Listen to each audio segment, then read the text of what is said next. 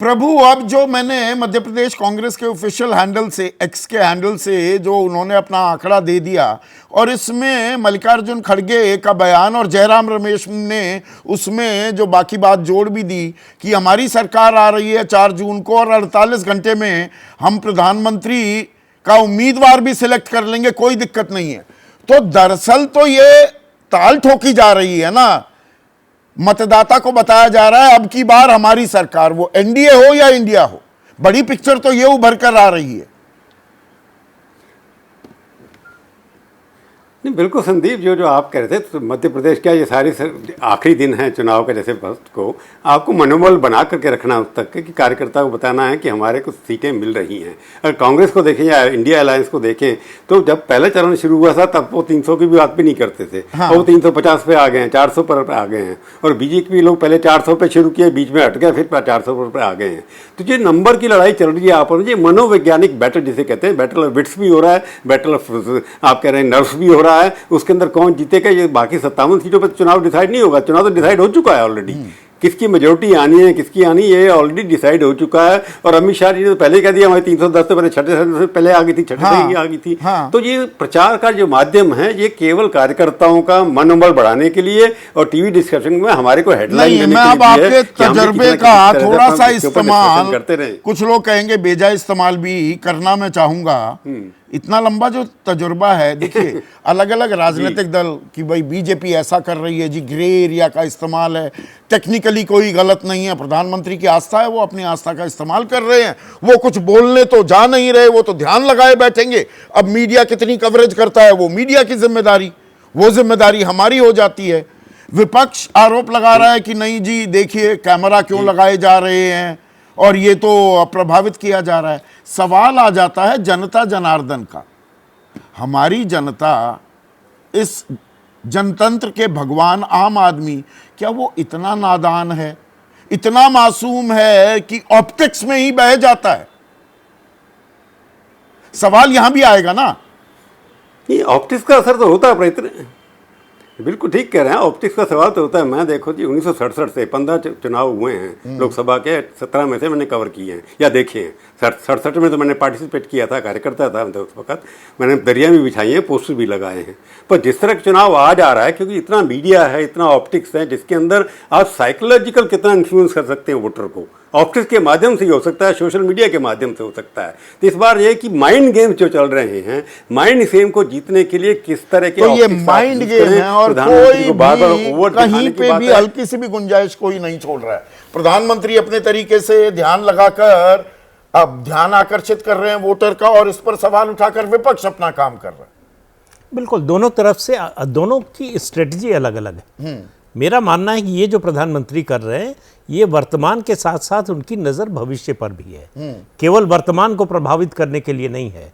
उनकी भविष्य की जो योजना है, खासतौर से तमिलनाडु की बात करें या फिर जो है दक्षिण में अपनी पार्टी के प्रसार की बात करें, उस पर भी नज़र है। उस पर भी नज़र है, पर धर्म और राजनीति का घालमेल भी हो रहा है क्या?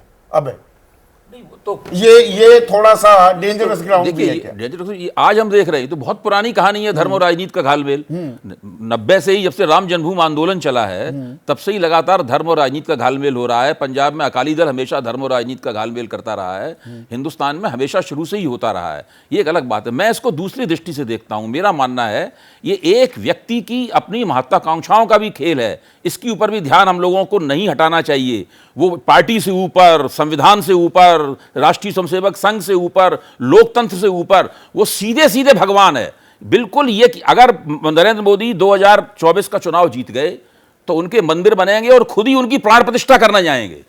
ये आप देख लीजिए, यही होगा। मैं अभी बता रहा हूं आपको, आप बॉन्ड में रख के ले लीजिए। बिल्कुल मुझे लगता है ओवरसेट कर रहे हैं क्या अभय दुबे?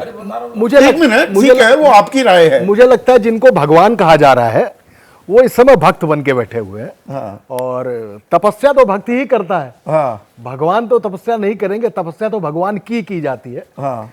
मुझे लगता है थोड़ी सी अति है। तो भक्त तपस्या कर रहा है और भगवान तो दरअसल एक ही दिन के लिए सही जनता जनार्दन आम आदमी होता है। ये भगवान किसको आशीर्वाद देता दिखेगा फिर? देखिए, भगवान जो है वो निरपेक्ष है। हाँ। ईश्वर अगर किसी के साथ हो जाए तो फिर ईश्वर का आएगा वो। हाँ। तो ईश्वर तो सत्य के साथ रहेगा, सत्य का साथ देगा। अब सत्य किसके साथ है ये पता चलेगा भविष्य में। लेकिन एक बात जरूर है कि भगवान वो होता है जिसको जनता भगवान माने या लोग माने।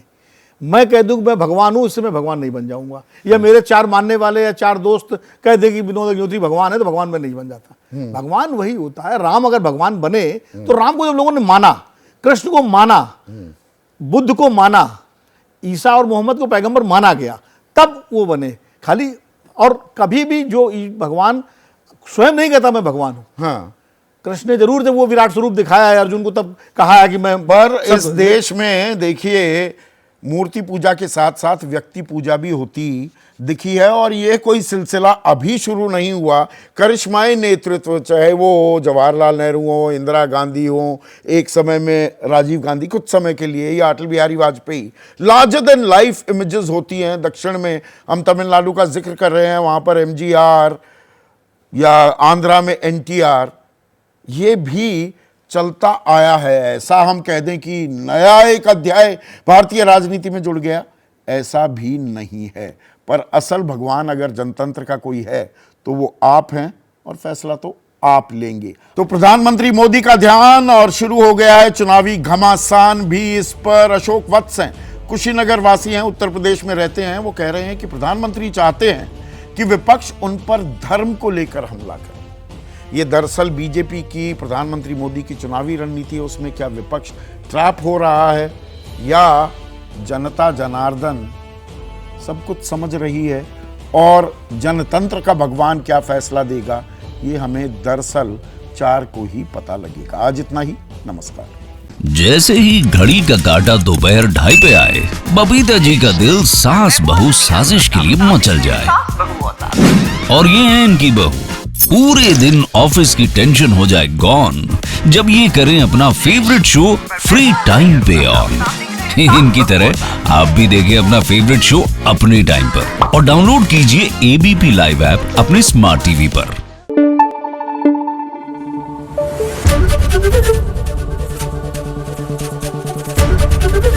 ABP न्यूज आपको रखे आगे।